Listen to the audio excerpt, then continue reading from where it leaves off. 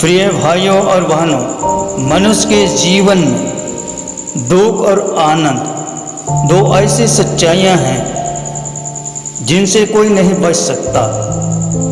हर व्यक्ति कभी न कभी शोक और पीड़ा से गुजरता है, लेकिन प्रश्न यह है, क्या यह पीड़ा व्यर्थ है? यीशु मसीह ने अपने चेलों को शोक के समय में एक ऐसी शिक्षा दी जो आज भी हमारे जीवन के लिए सामर्थ का स्रोत है। यूहन्ना अध्याय 16 वचन 16 से 24 में प्रभु यीशु ने एक ऐसी बात कही जो पहली दृष्टि में रहस्यमय और उलझन भरी लगती है। उसने कहा, थोड़ी देर में तुम मुझे ना देखोगे और फिर थोड़ी देर में मुझे देखोगे। इस वचन में आत्मिक गहराई छुपी हुई है जिसे हम आज समझने का प्रयास करेंगे। यह वचन यीशु के अंतिम समय में उनके शिष्यों के लिए दी गई एक महत्वपूर्ण शिक्षाओं का हिस्सा है। ये वचन शिष्यों की मानसिकता, उनके अंदर की उलझन और यीशु द्वारा दी जाने वाली आशा और शांति को दर्शाते हैं। यीशु ने इस समय में शिष्यों को उनके दुखों और कठिनाइयों से उबारने के लिए एक गहरी आध्यात्मिक सच्चाई सिखाई। यहाँ हम इन वचनों का विश्लेषण ऐतिहासिक संदर्भ, आध्यात्मिक दृष्टिकोण और नैतिक शिक्षाओं के साथ विस्तार से करेंगे। शिष्यों का भ्रम और यीशु का संकेत। वचन यूहन्ना अध्याय 16 का 16, कुछ समय में तुम मुझे ना देखोगे और फिर कुछ समय में मुझे देखोगे, क्योंकि मैं पिता के पास जा रहा हूं। यह वचन यीशु ने शिष्यों को उन घटनाओं के बारे में सूचित करते हुए कहा जो जल्द ही घटित होने वाली थी। यीशु का यह कहना कि तुम मुझे ना देखोगे शिष्यों के लिए बहुत ही अजीब और भ्रमित करने वाला था। यीशु जान रहे थे कि शिष्य इस बात को समझ नहीं पा रहे थे। उन्होंने फिर कुछ समय में मुझे देखोगे कहा, जो उनके पुनरुत्थान और पवित्र आत्मा के अवतरण की ओर संकेत करता है। यीशु ने यूहन्ना 16:16 में थोड़ी देर का क्या अर्थ बताया। थोड़ी देर से आशा है कि यीशु शीघ्र ही क्रूस पर चढ़ाए जाने वाले थे, जिसे चेले उन्हें कुछ समय के लिए नहीं देख पाएंगे। और फिर थोड़ी देर बाद यानी 3 दिन बाद पुनरुत्थान के द्वारा वे उन्हें फिर देखेंगे। वचन यूहन्ना अध्याय 16 का 17, तब उसके कितने चेलों ने आपस में कहा, यह क्या है जो वह हमसे कहता है कि थोड़ी देर में तुम मुझे ना देखोगे और फिर थोड़ी देर में मुझे देखोगे, और यह इसलिए कि मैं पिता के पास जाता हूं। यूहन्ना 16 का 18, तब उन्होंने कहा, यह थोड़ी देर जो वह कहता है क्या बात है? हम नहीं जानते कि क्या कहता है। शिष्यों के मन में यह सवाल था कि यीशु के इस वचन का क्या अर्थ रखता है। वे कह रहे थे, यह क्या है जो वह कह रहा है। शिष्यों को यह समझ में नहीं आ रहा था कि यीशु क्या कहना चाहते हैं, और यह उनकी मानसिक स्थिति को दर्शाता है। वे भ्रमित थे और उन्हें यह महसूस हो रहा था कि कुछ गंभीर परिवर्तन आने वाले थे, लेकिन वे उसे पूरी तरह से समझ नहीं पा रहे थे।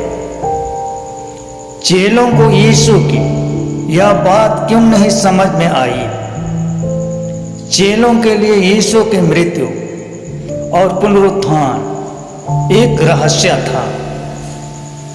वे समझ नहीं पा रहे थे कि ना देखना और फिर देखना का क्या अर्थ है, क्योंकि वे मसीह की मृत्यु और पुनरुत्थान की योजना को नहीं समझ पाए थे।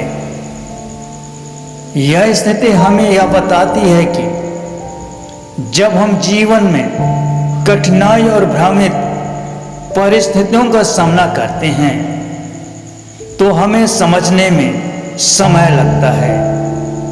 हमारे सामने जो कुछ भी हो रहा होता है, हम हमेशा उसे तत्काल समझ नहीं पाते।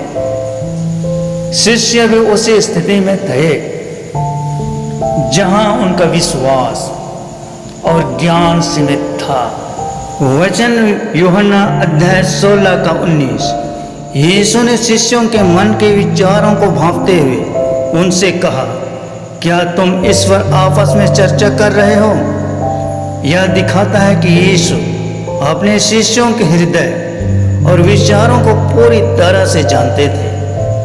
वह शिष्यों को संकेत दे रहे थे कि जो वह कह रहे हैं उसे समझने में केवल बाहरी दृष्टि से ही नहीं बल्कि गहरे आध्यात्मिक दृष्टिकोण से देखना चाहिए। यह वचन हमें यह समझाता है कि जीवन में हम जितना अधिक आध्यात्मिक दृष्टिकोण से चीजों को देखेंगे उतना ही हमें परमेश्वर की योजनाओं को समझने में मदद मिलेगी। यूहन्ना अध्याय 16 का 20 से 22 दुख से आनंद की ओर। यूहन्ना 16:20। मैं तुमसे सच सच कहता हूं, तुम रोओगे और विलाप करोगे परंतु संसार आनंदित होगा। तुम दुखी होगे परंतु तुम्हारा दुख आनंद में बदल जाएगा। यह वचन शिष्यों के भविष्य के दुख और संघर्ष की भविष्यवाणी करता है। यीशु ने कहा कि वे दुखी होंगे क्योंकि वह उन्हें छोड़कर जाएंगे, लेकिन उनका दुख अंततः आनंद में बदल जाएगा। शिष्य इस समय यह नहीं समझ पा रहे थे कि यीशु का यह वचन कब पूरा होगा, क्योंकि वे शोक के आंतरिक अनुभव में थे।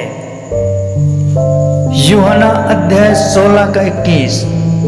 जब एक स्त्री को बच्चा होने वाला होता है तो वह शोक करती है क्योंकि उसका समय निकट होता है, परंतु जब वह बच्चा जन्म देती है तो वह खुशी मनाती है क्योंकि दुनिया में एक मनुष्य का जन्म हुआ है।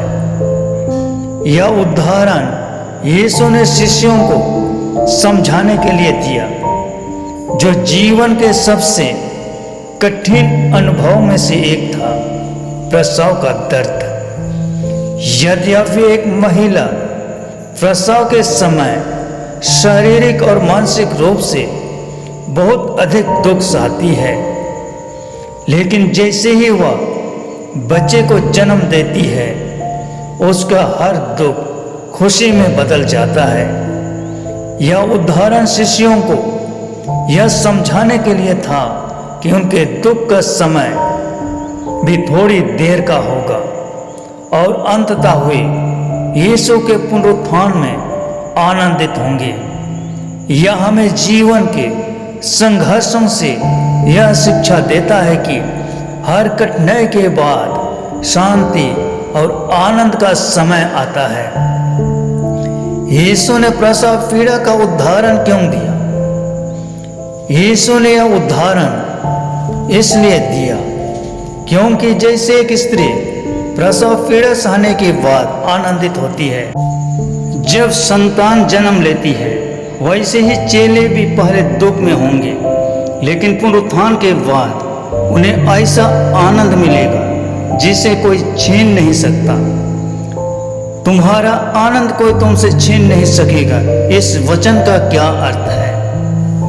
इसका अर्थ है कि यीशु का पुनरुत्थान और उसमें प्राप्त उद्धार ऐसा आत्मिक आनंद है जो परिस्थितियों, दुखों या संसार के किसी व्यक्ति द्वारा छीना नहीं जा सकता।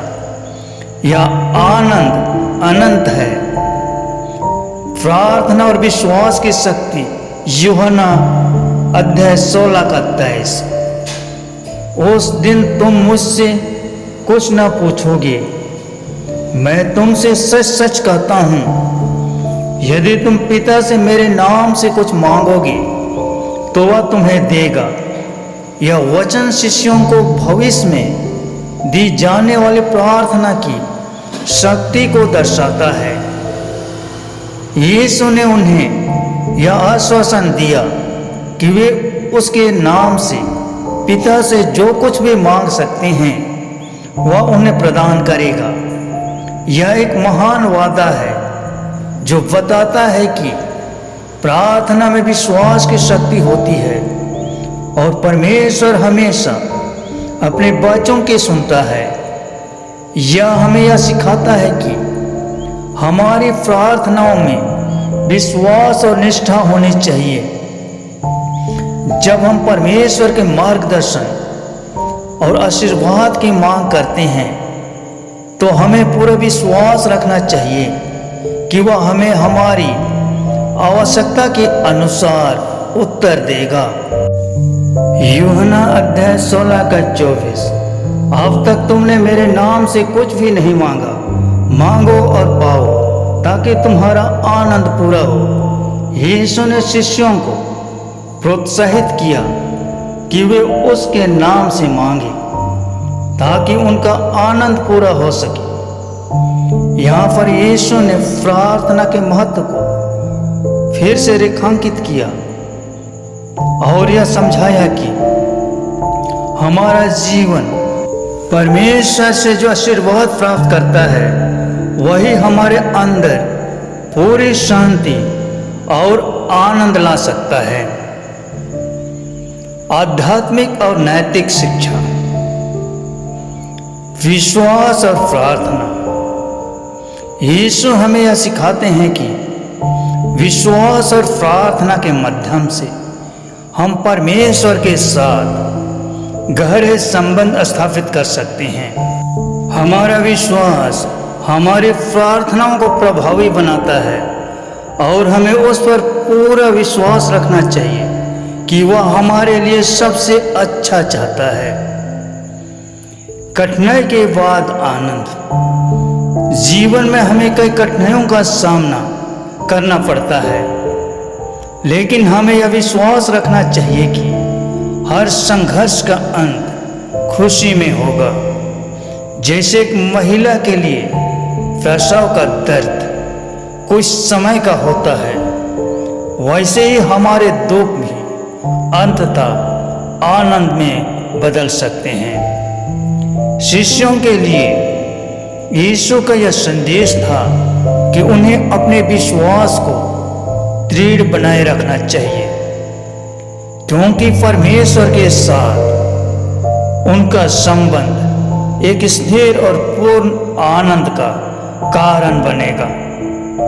हमें भी जीवन में स्थिरता बनाए रखनी चाहिए, क्योंकि परमेश्वर हमारे संघर्ष और दुखों को समझता है। परमेश्वर का आशीर्वाद। यीशु ने शिष्यों को यह सिखाया कि जब वे परमेश्वर से कुछ मांगते हैं तो वह उन्हें पूरी तरह से प्रदान करता है। हमारी प्रार्थनाओं का उत्तर हमें हमेशा परमेश्वर के समय पर मिलता है और हमें उस समय की प्रतीक्षा करनी चाहिए।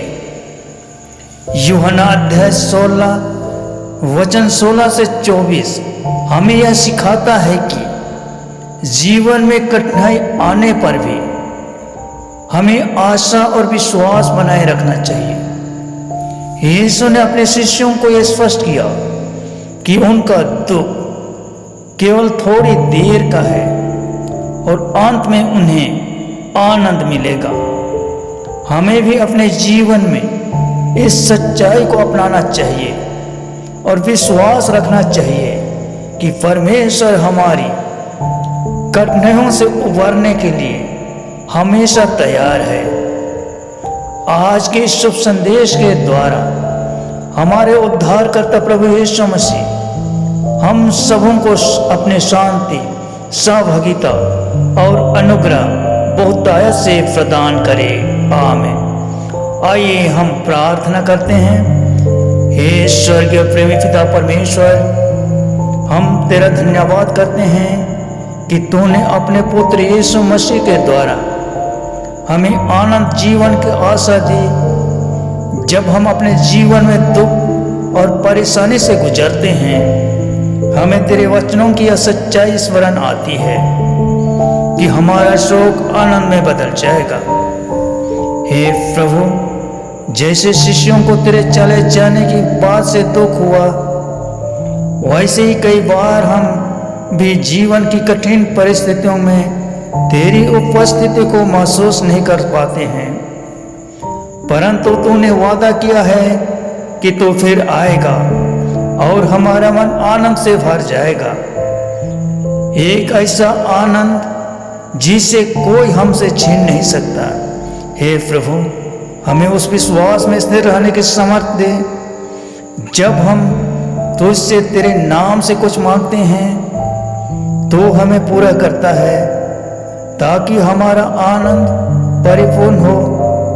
आज हम तेरे सामने अपने मन की इच्छाओं और आशाओं को लाते हैं। हमें तेरी इच्छा के अनुसार उत्तर दे, ताकि तेरा नाम महिमामय हो। प्रार्थना हमारे उद्धारकर्ता जीवित प्रभु यीशु मसीह के नाम में करते हैं। आमीन।